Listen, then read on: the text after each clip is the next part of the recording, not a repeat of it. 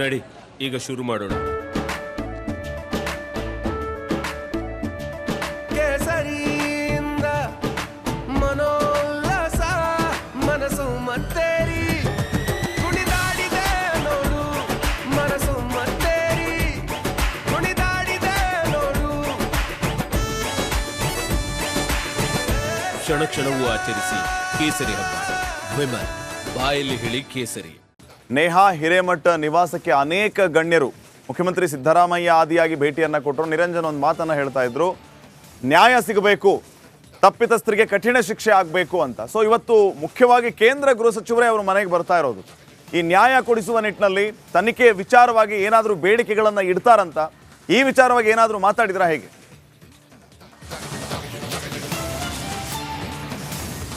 S Shripad, ನೋಡಿ ಇವತ್ತು ಬೆಳಗ್ಗೆ ನೇಹಾ ತಂದೆ ನಿರಂಜನ್ ಅವರು ರಿಪಬ್ಲಿಕ್ ಕನ್ನಡದ ಜೊತೆಯಲ್ಲಿ ಎಕ್ಸ್ಕ್ಲೂಸಿವ್ ಆಗಿ ಮಾತಾಡಿದರು. ಆ ಸಂದರ್ಭದಲ್ಲಿ ಅವರು ಹೇಳಿದರು, ಇವತ್ತು ಅಮಿತ್ ಶಾ ಅವರನ್ನು ನಮಗೆ ಭೇಟಿ ಮಾಡುವಂಥ ಸಾಧ್ಯತೆ ಇದೆ. ಒಂದು ವೇಳೆ ನಾನು ಭೇಟಿ ಮಾಡಿದ್ದೆ ಆದರೆ ನಾನು ಅವ್ರ ಹತ್ರ ಒಂದು 2-3 ಬೇಡಿಕೆಗಳನ್ನು ಇಡ್ತೀನಿ ಅಂತ ಅವರು ತಿಳಿಸಿದ್ದಾರೆ. ಮೊದಲನೇದಾಗಿ ನೇಹಾ ಹೆಸರಲ್ಲಿ ಒಂದು ಕಾನೂನನ್ನು ತರಬೇಕು.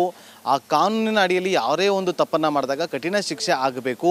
ಜೊತೆಗೆ ಈ ಒಂದು ಪ್ರಕರಣದ ಹಿಂದೆ ಏನೆಲ್ಲ ಆಗಿದೆ ಅನ್ನೋದ್ರ ಬಗ್ಗೆ ಸಂಪೂರ್ಣವಾದಂಥ ತನಿಖೆ ಆಗೋದ್ರ ಬಗ್ಗೆ ಸಹಕಾರವನ್ನು ಕೇಂದ್ರ ಸರ್ಕಾರ ಕೊಡಬೇಕು ಅನ್ನುವ ಮನವಿಯನ್ನು ಕೂಡ ಮಾಡಿಕೊಳ್ಳಲಿದ್ದಾರೆ. ಮತ್ತೊಂದು ವಿಚಾರವನ್ನು ಕೂಡ ಶ್ರೀಪಾದ್ ಪ್ರಸ್ತಾಪ ಮಾಡಿದ್ದಾರೆ ನಿರಂಜನ್ ಹಿರೇಮಠ ಅವರು. ನೋಡಿ, ಇವತ್ತು CID ತನಿಖಾ ತಂಡ ಇವತ್ತು ಅವರ ನಿವಾಸಕ್ಕೆ ಆಗಮಿಸಿ ಅವರಿಂದ ಒಂದಷ್ಟು ಹೇಳಿಕೆಗಳನ್ನು ಪಡೆದುಕೊಂಡಿದ್ದಾರೆ. ಒಂದಷ್ಟು ಹೇಳಿಕೆಗಳನ್ನು ದಾಖಲು ಮಾಡಿಕೊಂಡಿದ್ದಾರೆ. ಅವರು ನಿರಂಜನ್ ಅವರು CID ತನಿಖಾ ತಂಡ ತೆರಳಿದ ಬಳಿಕ ಮತ್ತೊಂದು ಮಾಹಿತಿಯನ್ನು ರಿಪಬ್ಲಿಕ್ ಕನ್ನಡದ ಜೊತೆಯಲ್ಲಿ ಮಾತಾಡುವಂಥ ಸಂದರ್ಭದಲ್ಲಿ CID ತನಿಖಾ ಮುಗಿದ ಬಳಿಕ ಏನು ವರದಿಯನ್ನು ಕೊಡ್ತಾರೋ ಆ ವರದಿಯನ್ನು ಆಧರಿಸಿ ನಾವು ಮುಂದಿನ ನಡೆ ಏನು ಅಂತೇಳಿ ನಾವು ಕೂಡ ಯೋಚನೆ ಮಾಡಬೇಕಾಗುತ್ತೆ.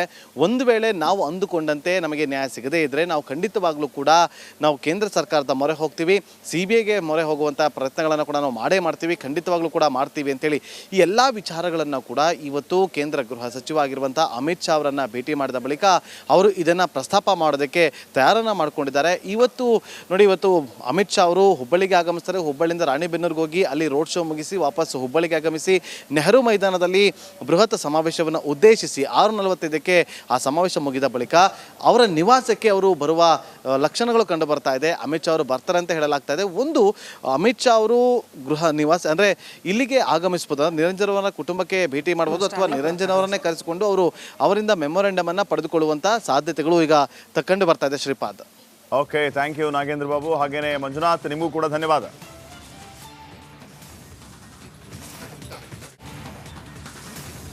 ಇನ್ನು ಹುಬ್ಬಳ್ಳಿಯ ನೇಹಾ ನಿವಾಸಕ್ಕೆ ಸಚಿವ ದಿನೇಶ್ ಗುಂಡೂರಾವ್ ಭೇಟಿ ಕೊಟ್ಟಿದ್ದಾರೆ.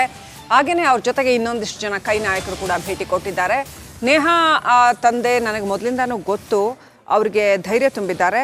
ಇಂತಹ ಘಟನೆ ಮರುಕಳಿಸದಂತೆ ಕ್ರಮ ತೆಗೆದುಕೊಳ್ತೀವಿ ಅಂತ ದಿನೇಶ್ ಗುಂಡೂರಾವ್ ಹೇಳಿದ್ದಾರೆ. ಚುನಾವಣೆ ಬಳಿಕ ಸೂಕ್ತ ಕ್ರಮ ಕೈಗೊಳ್ತೀವಿ ಅಂತ ಹೇಳಿದರು.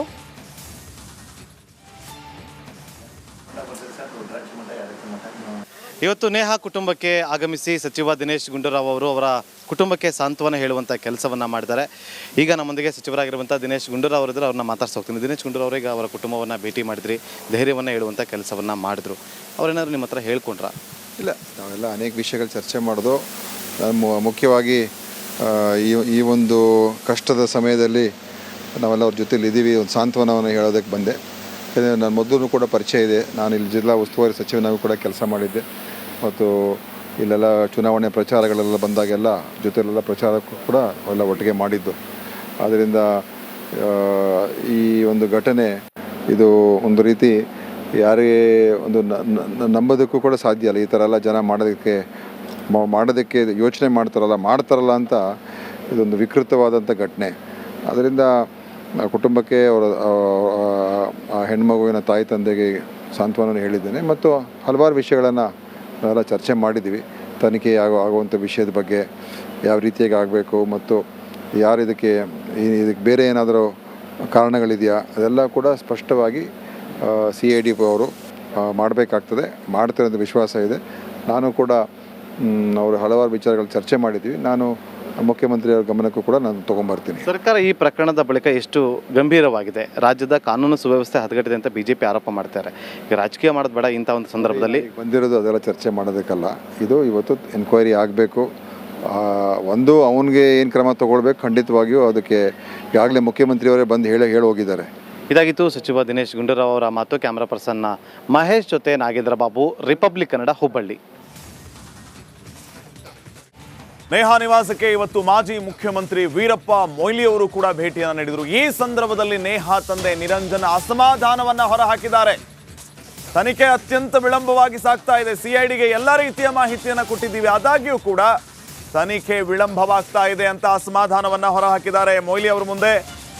ನಿರಂಜನ್ ಹಿರೇಮಠ ಅವರು, ನೇಹಾ ಅವರ ತಂದೆ, ಮೊಯ್ಲಿ ಅವರ ಭೇಟಿಯ ಬಳಿಕ ನೇಹಾ ತಂದೆ ಈ ರೀತಿ ಅಸಮಾಧಾನವನ್ನ ಹೊರಹಾಕಿದ್ದಾರೆ.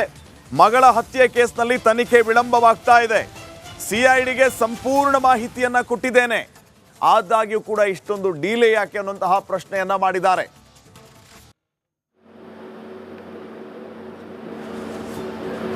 ಎಲ್ಲೋ ನನಗೆ ಈಗ ಅವರು ಡಿಲೇ ಮಾಡೋದು ನೋಡಿದರೆ ನನಗೆ ಈಗೂ ಕೂಡ ಸಂಶಯ ಇದೆ. ರಾಜ್ಯ ಸರ್ಕಾರಕ್ಕೆ ವರದಿ ಕೊಡಲಿ, ಅವ್ರು ಏನು ವರದಿ ಕೊಡ್ತಾರೆ ಅದ್ರ ನಂತರ ನಾವು ಪ್ರೆಸ್ ಮೀಟ್ ಕರೆದು ಸಂಪೂರ್ಣವಾದ ವಿಫಲತೆ ಏನೈತಿ, ಅದು ತನಿಖೆ ನಿಷ್ಪಕ್ಷವಾಗಿ ಆಗೈತೋ ಇಲ್ಲೋ ಅನ್ನೋದು ನಾನು ಬೇರೆಂಗಾಗಿ ಪ್ರೆಸ್ ಮೀಟ್ ಮಾಡಿ ಹೇಳ್ತೇನೆ ಅಂತ ನಾನು ಇಚ್ಛಪಡ್ತೇನೆ. ಅವ್ರಿಗೆ ಏನು ಬೇಕು ಮಾಹಿತಿ ನಾನು ಕೊಡ್ತಾಯಿದ್ದೀನಿ, ಮತ್ತು ನಮ್ಮ ಮನೆಯವರು ಕೂಡ ಕೊಡ್ತಾಯಿದ್ದಾರೆ. ಅವ್ರಿಗೆ ಯಾವ ರೀತಿ ಬೇಕೋ ಅವು ಆ್ಯಂಗಲ್ದಾಗ ಕೇಳಿ ಅಂತ ಹೇಳಿದ್ದೀವಿ, ಕೊಡ್ತಾಯಿದ್ದೀವಿ. ಅವ್ರೀಗ ವರದಿ ಕೊಟ್ಟ ನಂತರ ಅದನ್ನು ಅವರು ಯಾವ ಆ್ಯಂಗಲ್ದಾಗ ಕೆಲಸ ಮಾಡ್ತಾರೆ ಅನ್ನೋದು ಸತ್ಯತೆಯನ್ನು ಹೊರಗೆ ಬರ್ತಾರೆ. ಈಗ ತನಿಖೆ ಹಂತದಲ್ಲಿದೆ. ಈಗ ಸದ್ಯ ನಾನು ಅದು ಬಹಿರಂಗ ಪಡಿಸಿದರೆ ಸರಿ ಆಗಲ್ಲ ಅಂತ ಒಂದು ವಿನಂತಿಯನ್ನು ಮಾಡ್ತೀನಿ.